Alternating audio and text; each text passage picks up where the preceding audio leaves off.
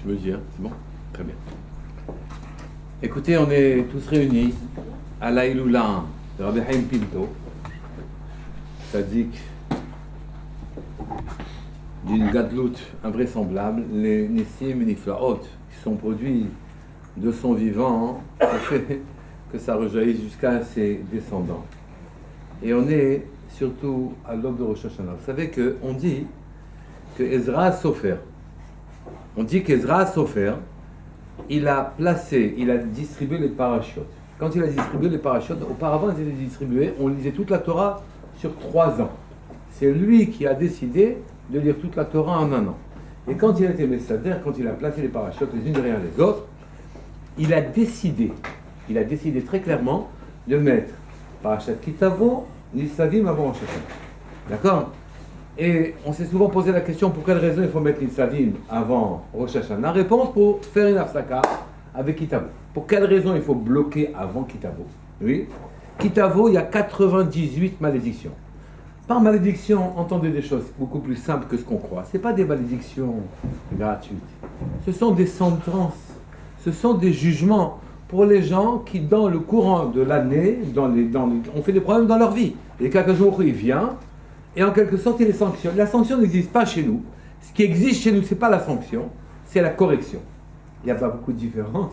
Correction, ça veut dire en français une fessée, et une sanction, c'est une fessée aussi. Mais non, une correction, c'est que ça corrige les travers d'une personne qui l'a emmené là où elle devait arriver. Et donc, Akadosh Baruch Hu a mis les corrections, les tikkunim, il les a mis dans Parashat Kitavo, 98, il y en a d'autres dans un autre Sefer. Et entre Rosh Hashanah et Kitavo, Edra Sofer a mis la Parashat Nisavim. Nisavim, une parashat où il n'y a pas la moindre kala, il n'y a pas la moindre sentence. Pourquoi ça? Parce qu'il dit il vaut mieux mettre une afsaka. Il vaut mieux faire un arrêt entre Rosh Hashanah, pas rapprocher Rosh Hashanah des sentences. Et donc, il nous suggère par là une idée très intéressante. Il nous dit qu'on peut finalement, alors même que le jugement de Rosh Hashanah est un jugement, et que donc on doit s'attendre à ce que des sentences soient appliquées, il est en train de nous dire au passage qu'on pourrait éloigner, ce qui va offusquer beaucoup les juristes, qu'on pourrait éloigner les sentences du jugement. Il y a un jugement, il y a des lois, il y a des sentences, et ben non, on peut mettre Parashat Nisavim entre les deux. Il nous suggère ça. Il nous dit d'une certaine manière que, en quelque sorte, la sentence, on peut l'écarter. Comment on peut écarter les sentences? C'est très simple. Les Chachamim viennent et nous disent que tout ce qui est, ou plutôt Shlomo HaMelech, le plus Chacham des Chachamim, oui, la plus grande intelligence du monde, et il vient et il dit que tout ce que fait Akadosh Baruch Hu, il le fait pour qu'on le craigne. Pour qu'on le craigne, d'accord? Et vous, pour qu'on le craigne. Tout ce qui a été fait, toutes les sentences ont été dites, pas forcément pour être appliquées, entendez, mais pour qu'on le craigne. Alors on demande, mais quand on va le craindre, qu'est-ce que ça va changer dans le jugement? Oui, les fautes, elles sont faites, les sentences doivent s'appliquer. Qu'est-ce que ça va changer? Télim 96, c'est marqué là-bas quelque chose d'extraordinaire. C'est marqué dans ce Télim là-bas, c'est marqué, je ne l'ai plus sous les mains, mais c'est marqué dans ce Télim là-bas, 96.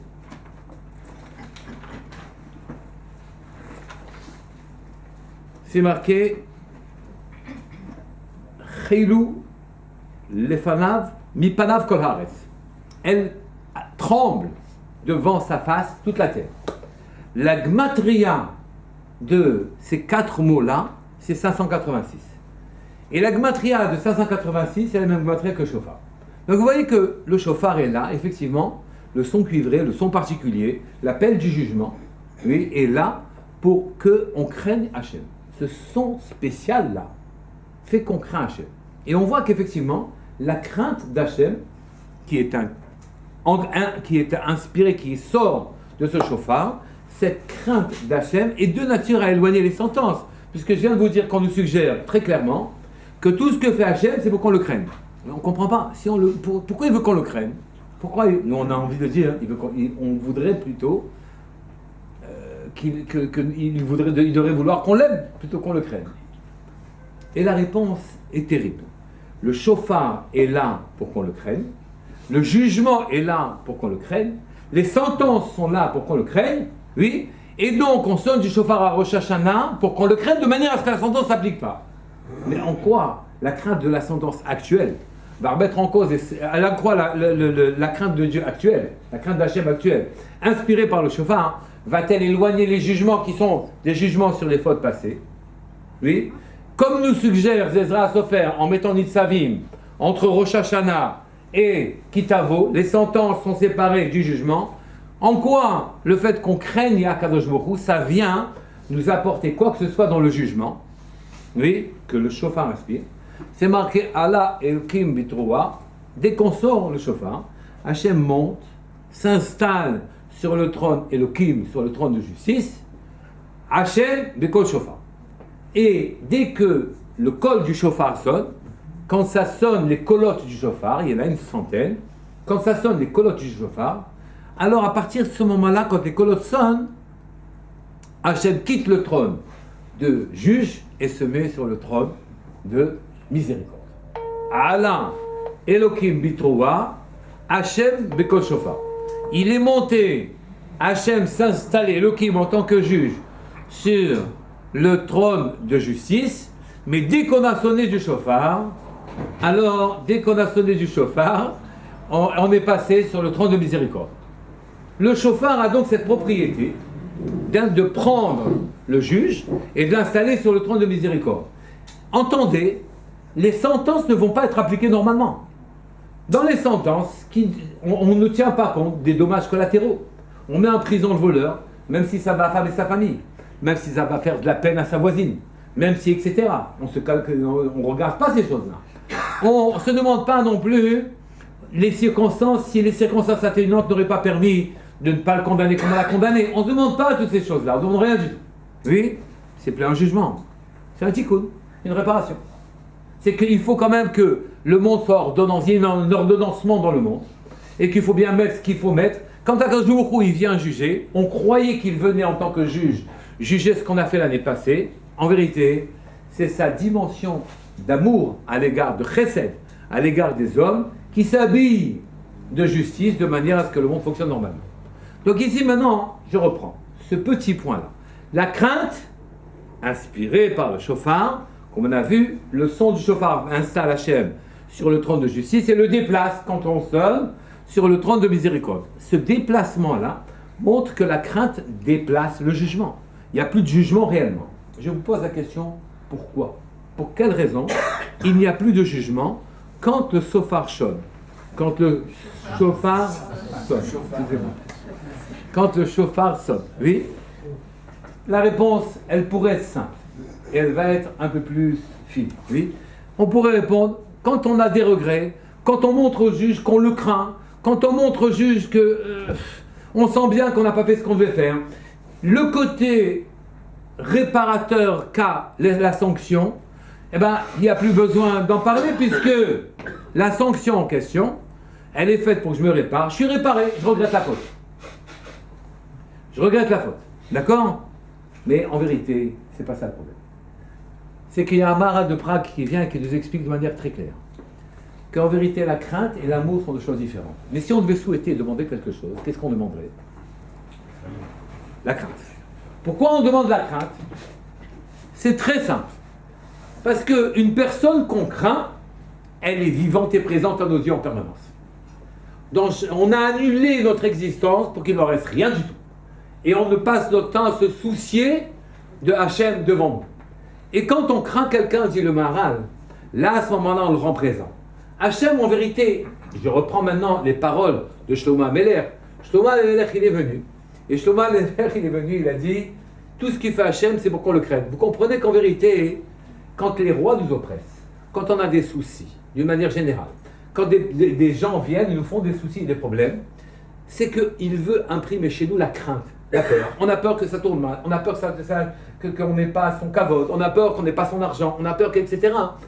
Et la peur, on peut la translater facilement. Une fois que j'ai peur, une fois que je suis ouvert à quelque chose, à ce moment-là, la peur fait de moi quelqu'un qui est attentif. La peur élargit mes perspectives. Je rends, grâce à la peur, je dois dire maintenant pas à cause de, mais grâce à la peur, je vois plus de choses que ce que je verrais si je n'avais pas peur. Quand je suis poussé à mes dernières limites, j'ouvre mon horizon, et Akadosh Baruch Hu se dévoile d'une certaine manière. À moi, je lui dis, écoute, interviens, je m'en sors pas. D'accord? Et il apparaît, il nous fait le clin d'œil. Et à ce moment-là, la crainte est de nature à faire que les jugements ne servent à rien. Car tout ce sur quoi on est fautif, c'est qu'on est fautif de ne pas amener Hachem sur terre.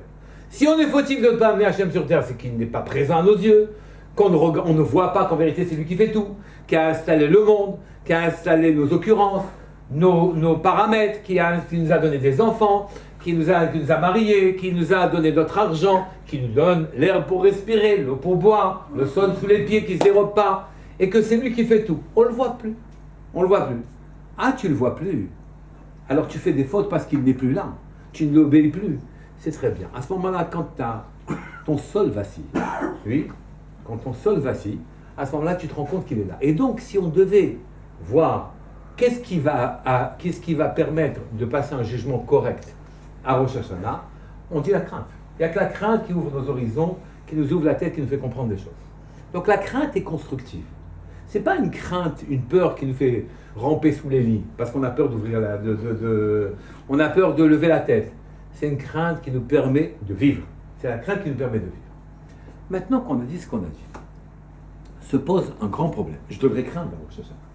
Si je devrais craindre la Rosh Hashanah et que c'est ça qu'on m'a demandé de moi dans tout le cours de l'année, et la raison pour laquelle j'ai fait mes avéros, c'est que je n'ai pas craint Hachem. Je ne l'ai pas rendu présent à mes yeux, je ne l'ai pas rendu présent dans ma vie, etc.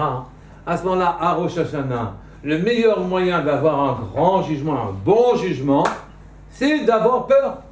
C'est d'imprimer la crainte en nous. C'est de construire pour qu'on craigne Hachem.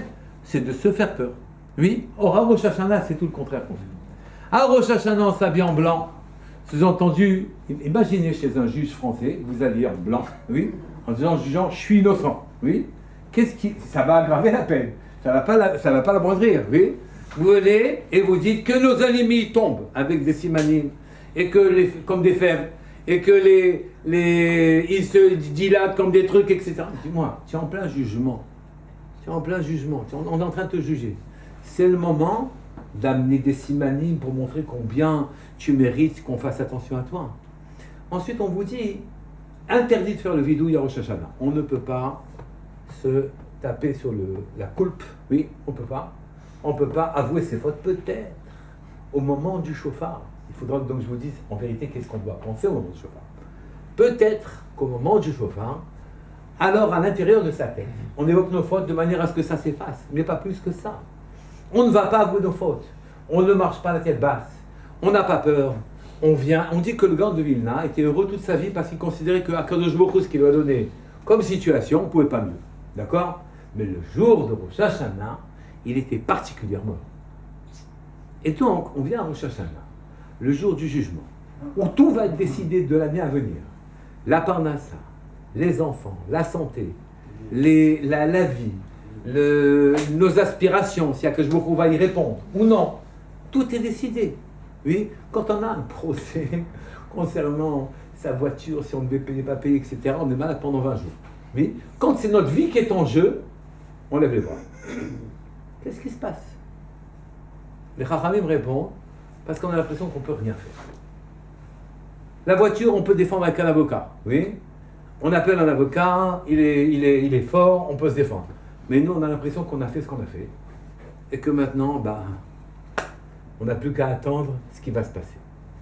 Et Akadosh Baruch Hu nous a donné des jours, depuis Rosh Chodesh Elul jusqu'à Kippour, 40 jours. 40 jours où il est proche de nous. Ani le Dodi, Dodi. Quand moi je me rapproche de Dodi, mon oncle. Mon oncle, il est plus gentil que mon père. Il est comme mon père, il me protège, mais il est plus gentil que mon père, il n'a pas le bâton à côté. D'accord? Ani le Dodi. Donc c'est l'affection sans le bâton. Oui? Ani le Dodi, c'est Dieu, c'est Hachem. Mais Dodi, et moi je suis pour Hachem. Donc quand moi je suis pour Hachem, Hachem il est pour moi. Donc il est extrêmement proche. Je ne pas si proche que nous, de nous pendant toute l'année. Et il est proche entre Rosh Chodesh Elul jusqu'à Kippour. Oui. Et donc on se retrouve avec des jours dans lesquels on devrait capitaliser un capital énorme pour pouvoir ramasser une année magnifique. Qu'est-ce qu'on fait? On est fatigué, on va faire les sirotes, on se plaint, on essaye, on dit C'est une période difficile, on se sent, c'est difficile, très très très difficile, oui. C'est vraiment très très difficile. Et voilà ce qu'on fait toute la journée, oui. Il y a en vérité 3 attitudes face à cette période merveilleuse qu'on nous offre. On nous offre vraiment une manière de nous en sortir. Face à cette période merveilleuse, oui, magnifique, où Akadosh Baruch Hu nous aide. Il dit, tu veux faire tchouva, viens, je vais t'aider. C'est pas si facile que ça de faire tchouva, d'accord? Viens, je vais t'aider. Et nous, pendant ce temps-là, on le perd ce temps-là. 3 attitudes. Il y en a qui disent, la vérité, quand on commence à rentrer dans Elul, j'aimerais bien prendre un somnifère qui commence le Rosh Chodesh Elul jusqu'à après Kippour. Comme ça, même le Ta'anit, le jeûne, j'ai pas à le faire. Oui. Au moins, ces jours-là, je sais pas comment les gérer, je sais pas quoi faire.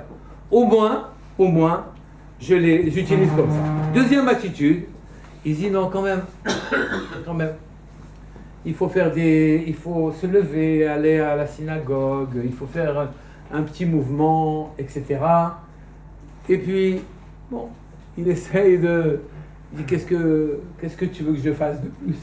Oui. Puis-je faire quelque chose de plus que ce que je fais? On est fatigué. Nous, ce qu'on aime dans la vie, c'est dormir. Oui. Et donc, qu'est-ce qu'on peut faire de plus? C'est la deuxième attitude. La troisième attitude, elle dit non, je vais faire tchouva, je vais réussir. Et quand il fait tchouva, dans ces journées-là, avant Rosh Hashanah, quand il fait tchouva, il s'aperçoit que l'année dernière, il a tenté de faire tchouva sur la même chose. Et d'année en année, il refait tchouva sur la même chose. Il est sincère. Il a fait vraiment des efforts. Il veut changer. Et l'année d'après, il se retrouve exactement au même point. Et donc, on est très ennuyé, très perturbé. Les Chachamim sont venus, nous ont dit, vous n'avez pas le droit à Rosh Hashanah d'avoir peur. Vous devez craindre dans la joie. D'ailleurs, regardez, vous mettez du miel sur la table. Mettez du miel sur la table du juge qui va vous condamner, vous verrez quel sera son réflexe. Vous mettez du miel sur la table, vous mettez des fruits, il est interdit, c'est pas bien de prendre du vinaigre, des acidités, des choses amères, tout ça on ne les prend pas. Et même le sel, dans lequel on va quand même tremper le pain, on y trempe avant le sucre pour certains, le miel pour d'autres, d'accord? Et donc on adoucit tous ces jours-là. On s'habille en blanc pour certains, et pour d'autres, on vous interdit d'avoir peur. Mais on dit, comment tu veux que j'affronte le jugement, en sachant que justement la crainte, elle me favorise dans le jugement. Hachem dit celui-là, quand même, il est craint. Et donc, le côté réparateur des sanctions, il doit fonctionner. Je vais lui pardonner. Pourquoi on m'interdit de craindre? Qu'est-ce qui se passe à Rosh Hashanah? D'accord? Je reprends. Donc, la plupart des gens, ils essayent de faire chouva honnêtement, mais ils se retrouvent au même point chaque année. Qu'est-ce qui se passe? Pour répondre à ça, on va prendre un machin. Il y avait un paysan qui avait un verger. Et dans son verger, il y avait un arbre qui, cette année, a donné des fruits pourris. Des fruits pourris. Et donc, le paysan, qui ne laisse pas à l'abandon ses terrains, il vient, il sape, il enlève les mauvaises herbes, il arrose la terre, il la bouche, il la remue, il aère, il enlève les lierres autour de l'arbre. Oui, il regarde s'il n'y a pas des bêtes qui ont mangé quelque chose, etc. Il arrange l'arbre, et après beaucoup de travail, il s'attend à ce que l'année d'après, eh bien, les fruits soient des bons fruits. À l'année d'après arrive, il regarde les fruits, et les fruits sont pourris. Alors on lui demande, qu'est-ce qui se passe? Alors la réponse est très simple. Tu as travaillé en superficie, c'est les racines qui sont pourries. En vérité, les racines de l'arbre étant pourries, les fruits seront pourris. Et donc, tu as beau travailler comme ça, oui, ça changera strictement rien. En ce qui nous concerne, la raison pour laquelle on se retrouve au même point chaque année, c'est parce que le problème n'est pas la superficie, le problème c'est les racines. C'est quoi les racines? Les pensées. C'est les pensées d'où procède tout. Vous savez qu'un acte, quand il vient, quand on commet un acte, quand on fait quelque chose, de bien, de mal, n'importe quoi, émerge une onde cérébrale, émerge d'une activité cérébrale dans la tête. Une seconde avant de parler, une seconde avant d'agir, la tête pense. Et donc, tout acte, toute parole, tout geste procède d'une pensée. Quand la pensée elle est tordue, eh eh bien, c'est pas la peine d'essayer. C'est vrai que très sincèrement, vous ne voulez plus faire les axes qui ne sont pas bien. Très sincèrement, vous pouvez vous demander comment vous allez vous en sortir. Oui, mais tant que vous pensez de travers, vous vous laissez aller dans la pensée, alors à partir de ce moment-là, il n'y a rien qui va changer. Si rien ne va changer, oui, comment on va faire? Comment on va faire d'abord pour changer? Et ici, je vous dis très simplement, de manière à ce que ce problème ne vous encombre pas l'esprit, il y a deux types de pensées. Celles qui émergent toutes seules, dans notre tête, elles arrivent. Et il y a celles qu'on construit. La plupart des gens ne vivent et se disent libres que parce qu'ils n'attendent que les pensées qui émergent de leur tête. Les pensées qui émergent de leur tête, ils peuvent les éloigner, ils peuvent les repousser, il n'y a pas de problème. Ils peuvent aussi les laisser passer, les négliger, ce qui est la meilleure des choses. Ne pas s'attarder, ne pas construire à partir d'une pensée qui est tordue. Oui. Mais au-delà de ça, vous pouvez construire quelque chose. Vous pouvez penser à des choses bien. Vous pensez au début aux choses bien artificiellement, puis après vous pensez à ces choses bien naturellement. Vous pouvez vous demander, mais comment, d'où je viens, à quoi je sers, d'où me vient ce que j'ai reçu, qui me l'a fourni, comment se fait-il que ça s'est bien passé, quels sont les détails de telle ou telle situation. Vous pourriez rechercher Hachem. Au lieu d'employer vos pensées à des bêtises, vous pourriez employer vos pensées à réfléchir ou bien à étudier. Oui. Donc il y a deux types de pensées. Celles qui émergent, vous ne pouvez pas les maîtriser, mais vous pouvez les maîtriser en les écartant ou en les laissant passer. Les deuxièmes types de pensées, il n'y a rien qui vous empêche de penser bien. D'avoir une activité cérébrale qui soit convenable pour vous, qui soit dans le sens de la Torah, d'accord? En tout cas, on vit avec nos pensées. Et de nos pensées, progressivement, s'incarnent, viennent les actions. C'est comme ça que ça marche. Et donc, ici, avec nos pensées, quand on avance progressivement, vous savez qu'il y a 4 mondes. Le premier monde s'appelle le monde des émanations, où Hachem y vient et il émane. Il fait que sa lumière se transforme progressivement. Quand elle arrivera au 4e monde, elle se transformera en créature, en sol, en ciel, en terre, en animal, etc. Premier monde, le monde des émanations. Deuxième monde, le monde de la création. Ah, ça y est, les créatures sont émises. C'est le monde de la pensée. Parce que ce n'est pas une création physique encore. C'est une création pensée. D'accord? Le troisième monde, qu'on appelle Yetzira, c'est le monde de la parole. Et donc, si vous voulez, les pensées s'expriment par des paroles dites ou des paroles pensées. Et les lettres de mes pensées sont très importantes parce qu'elles vont déterminer l'action qui va se passer sur Terre, qui est le 4e monde, le monde de la Asiya, le monde que l'on connaît, le monde dans lequel on vit. Ce monde-là, c'est le monde de l'acte, d'accord? Et alors, ici, en surveillant, vous allez me poser la question, mais alors quand je vais surveiller mes pensées, d'abord, en quoi ça va me permettre de passer un jugement correct? Oui, n'oublions pas qu'on est en train de juger mes actes passés. En surveillant mes pensées, expliquez-moi en quoi ça va affecter mon jugement. Oui? Et en quoi, et donc mes pensées, d'abord, me font mal agir sur terre, et deuxièmement, mes pensées sont de nature à faire obstacle à ma bracha. En vérité, sachez que vous êtes tous des grands bénéficiaires de grands brachos. Vous allez me dire, où est la bracha? Je dis, elle a préféré rester dans les mondes où c'est sympathique, dans les mondes de félicité, là-haut. Elle ne descend pas, elle a beaucoup d'obstacles avant de descendre, et les obstacles, c'est vous qui les mettez. Vous les mettez parce que vous réfléchissez trop, vous les mettez parce que vous n'avez pas de plaisir à regarder à que je vous agir, vous les mettez parce que vous croyez que vous allez maîtriser quelque chose, et donc votre bracha ne descend pas. Donc mes pensées sont quasiment la technique par laquelle je fais descendre ma bracha sur terre. Donc ici, je me retrouve dans une situation qui est terrible. Je répète. À Rosh Hashanah, théoriquement, le jugement que l'on va subir est en rapport avec les actes que j'ai faits l'an dernier. Comment on va me pardonner les actes en question sous prétexte que je pense correctement maintenant?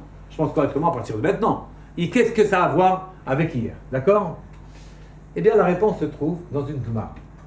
La Gemara, c'est une Gemara dans Rosh Hashanah. Il y a une grosse discussion de savoir quand est-ce que le monde a été créé. Est-ce que le monde a été créé en Tishri ou est-ce que le monde a été créé en Nissan? Oui. Tishri, c'est-à-dire l'homme a été créé en Tishri, premier Tishri, ou l'homme a-t-il été créé au premier Nissan? Le monde ayant été créé quelques jours avant, 25 Elul ou 25 Adar. D'accord? Mais en tout cas, est-ce que la création s'est faite en Tishri ou en Nissan? Et là-bas, on dit, on ne tranche pas. Le monde est louvé, l'oudré, le imprem. Que le monde soit fait en Tishri, donc en Rosh Hashanah, ou qu'il soit fait en Nissan, le mois de Pessah, en vérité, c'est vrai les deux. Vous allez me dire, mais c'est pas possible que les deux soient vrais. Et je vais répondre oui. Tosfot vient et dit, le monde a été créé dans la pensée par Hachem en Tishri, et a été créé dans le Maaseh par Hachem en Nissan. C'est-à-dire, le monde physique, l'homme physique a été créé en Nissan, l'homme, le projet s'était développé en Tishri. Et c'est pour ça que vous avez Pessah en Nissan. C'est-à-dire, il est venu Adam Arishon et il a fauté dans le Maaseh. Il est venu, il a mangé ce qu'il ne devait pas manger. C'est une faute dans l'acte. Il a commis un acte interdit. D'accord? C'est dans l'acte. Et donc, à partir de ce moment-là, où le début du monde Maasih, le début du monde dans le matériel commence au mois de Nissan, nous avons une mitzvah de ne pas manger de chametz, qui est une mitzvah matérielle. Oui, on doit dire, puisque ton année, l'année matérielle, commence en Nissan, fais très attention de ne pas manger de chametz, de ne pas mettre dans tes actes du gonflement, d'accord? Fais attention. Ici, on est en plein monde maassi, on est en plein monde matériel. La mitzvah qu'on a reçue était matérielle. Le péché d'Adam Arishon était un péché qui concerne la matérialité, d'accord? Qui concerne la matérialité. Et donc ça, c'est Nissan. Mais laissons Nissan, revenons maintenant au Tishri. Akadosh Baruch Hu, il a créé dans la pensée, donc le projet, la planification, le plan qui a été fait, c'était été fait en Tishri, à Rosh Hashanah. L'homme a été créé à Rosh Hashanah, et son décor qui devait le précéder a été créé le 25 Elul. D'accord? Et donc, et comme le principal de la création c'est l'homme, on dit que le monde il est créé au premier Tishri. Donc si l'homme a été créé au premier Tishri, mais il n'a pas été créé, et il a quand même été créé parce qu'il a été créé dans la pensée d'Hachem. Et quand Hachem pense, que la création va s'en suivre. C'est pas comme nous quand on pense, il n'arrive pas ce qu'on a envie qu'il arrive. C'est pas ça. Donc lui, la création c'est fait. Mais si Tishri est un monde de la pensée, alors à ce moment-là, on peut agir dans le projet. On s'inscrit dans le projet. Vous savez quelle est la différence entre le monde matériel et le monde spirituel, le monde de la pensée? Dans le monde matériel, on casse une assiette. Eh bien, l'assiette, elle est là, soit entière, soit en débris. Rien ne se perd, rien ne se crée, tout est là. D'accord? Et donc, dans le monde, le bonhomme qui a fait une faute, la faute, elle est là. Le monde matériel. Il a volé, le vol, il est là. Il a tué, le meurtre, il est là. Il a mal parlé, la parole, elle est là. D'accord? Tout voisine, et donc on a l'impression que rien ne peut disparaître. Cependant, dans le monde de la pensée monte avec son propre environnement. Quand vous rêvez dans un environnement, vous créez le rêve, qui a un message, et l'environnement du rêve. Il monte. Est-ce que les débris montent dans le monde de la pensée? Est-ce que les débris montent? Les débris ne montent pas. Vous ne faites monter dans le monde de la pensée que ce que vous avez envie de faire monter. Les fautes ne montent pas. Les fautes ne sont que des actes matériels. Quand on monte dans le monde de la pensée, il n'y a pas de matérialité. Il n'y a pas de matérialité, il n'y a pas de faute. Il n'y a pas de faute. Il n'y a pas de faute du tout. Et donc, quand vous montez, vous voulez vous rapprocher de la chaîne, vous créez des pensées en vous qui n'existaient pas auparavant. Des pensées dans lesquelles vous dites, mais qui est le créateur? Et comment ma vie elle s'est formée? Et où j'en suis maintenant aujourd'hui?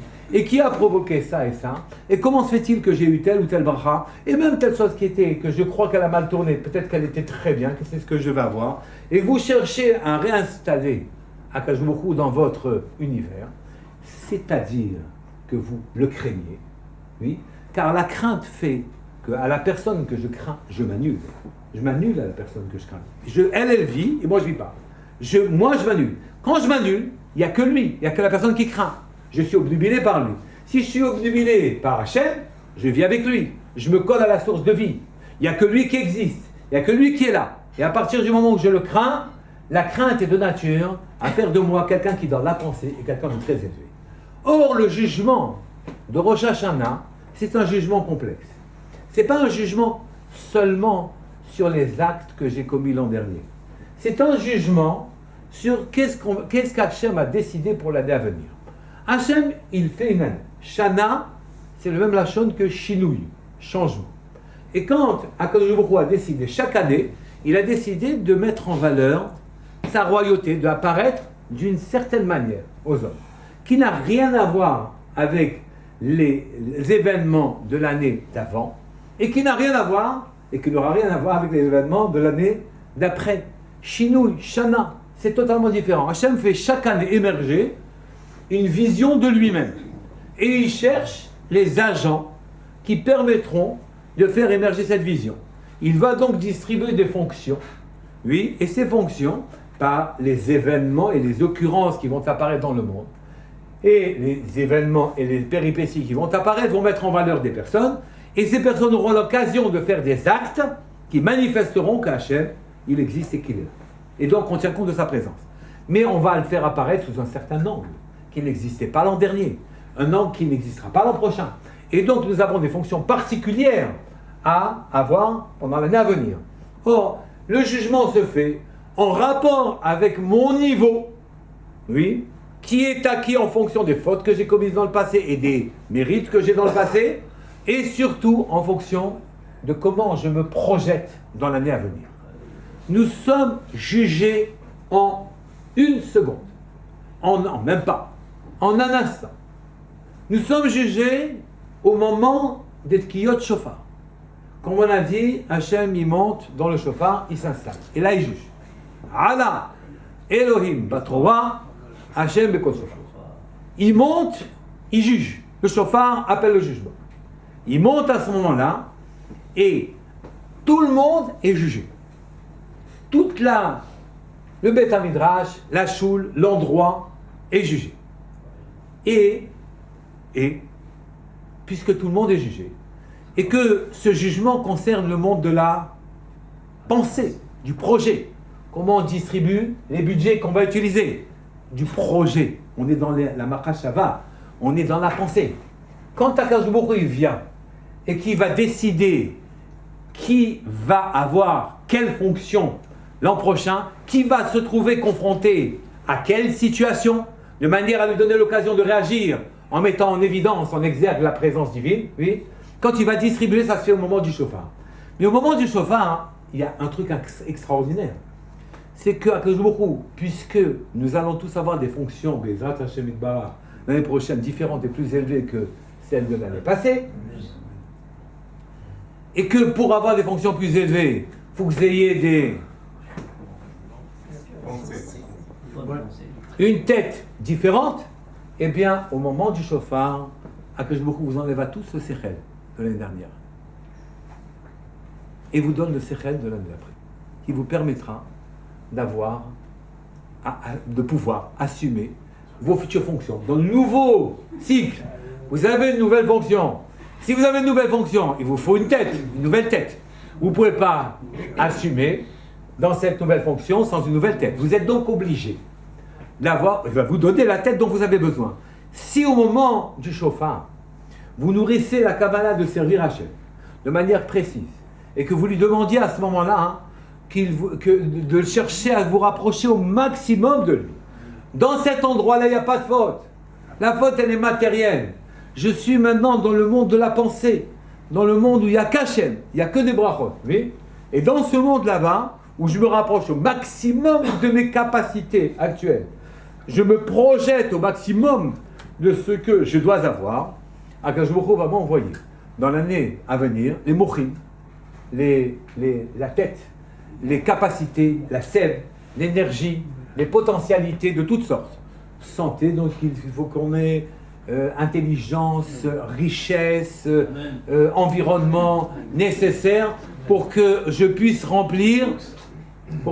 remplir mes fonctions dans l'année prochaine. Donc au moment du shofar, je suis en train de recevoir les mouchines, l'énergie, la sève pour l'année d'après. D'accord?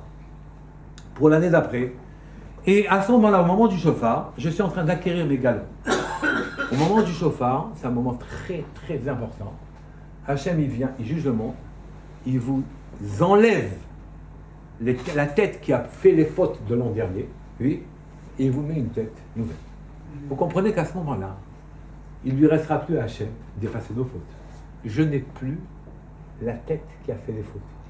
J'ai un nouveau morar. J'ai une nouvelle tête, une nouvelle manière de voir, une nouvelle grandeur. Déjà, celui qui dirait au roi, dis-moi, quand tu étais petit, je me souviens, tu m'as volé mon vélo. Celui-là, il va finir en prison. Pourquoi? Parce que quand il était petit, le roi n'était pas roi, mais maintenant c'est le roi. Oui, c'est pas la même personne. Donc le petit roi qui a volé le vélo et le roi qui a maintenant 20, ce roi-là, il le met l'autre en prison. L'autre roi, il va voler le vélo. D'accord? C'est fini, les vols de vélo. On est une autre tête. On a une autre dimension. Celui qui veut bien accepter l'idée d'avoir une nouvelle dimension dans l'année à venir, celui qui prend sur lui au moment des sonneries du chauffard, de craindre Hachem au sens maintenant où je suis en train de le rendre présent à vos yeux. Il y a un Tana qui était niftar, et au moment de ces Talmidim lui ont demandé une bracha. Il a dit que vous craignez Hachem comme vous craignez les hommes. Ils ont dit c'est tout ce que tu nous demandes, qu'on craigne Hachem comme c'est beaucoup. Vous avez vraiment peur des hommes autour de vous. Vous avez peur de vous ridiculiser, vous avez peur de perdre votre statut social, vous avez peur qu'on se moque de vous, vous avez peur physiquement, vous avez peur de perdre l'argent, etc. Mais vous rendez Hachem présent. Si vous rendez Hachem présent, dans votre cœur, dans votre tête, dans vos actes, oui, et que vous vous engagez dans l'année à venir, avoir un comportement où vous prenez conscience parfaitement que c'est Hachem qui dirige le moindre détail dans le monde, que sans lui, il n'y a pas d'air qui rentre dans votre bouche et dans vos poumons, qu'il n'y a pas d'eau pour boire, qu'il ne se passera rien sans que lui n'ait initié l'affaire du début jusqu'à la fin. Si vous rentrez ça dans votre tête et que vous lui demandez, et vous le demandez, vous exigez de le servir l'an prochain, alors à ce moment-là, votre jugement aura deux caractéristiques. La première, c'est que finalement vos fautes, elles vont être effacées à Kippour. Il n'y a pas de problème. Parce que vous n'êtes plus la personne que vous étiez auparavant. Est venu le Baal Shem Tov et il a dit, là où elle est une personne, là où elle pense une personne, c'est là qu'elle est. Et donc c'est avec vos pensées que vous vous projetez. Vous êtes chez Hachem parce que vous pensez à Hachem. Et donc à partir de ce moment-là, vos fautes, vous êtes une personne différente. Vos fautes seront effacées car elles concernent quelqu'un d'autre que vous. Et surtout, ce rapprochement à Hachem vous donnera une année dans laquelle vous pourrez, Bezrat Hachem, vous développer harmonieusement, aussi bien dans la Machashava, la Rouchaniyut, que dans la Gashmiyut, car vous aurez à ce moment-là tous les instruments qui vous permettent de vivre une belle vie, Bezrat Hachem Yitbarach, dans l'année à venir. Qu'Akadosh Baruch Hu souhaite Shana Tova, une vraie fête à chacun de vous, et qu'Akadosh Baruch Hu vous donne la force d'entendre, oui, que vous devez, à Rosh Hashanah, faire des efforts pour vous situer au plus élevé, au point le plus élevé que vous êtes capable de projeter, d'imaginer. Mais voilà,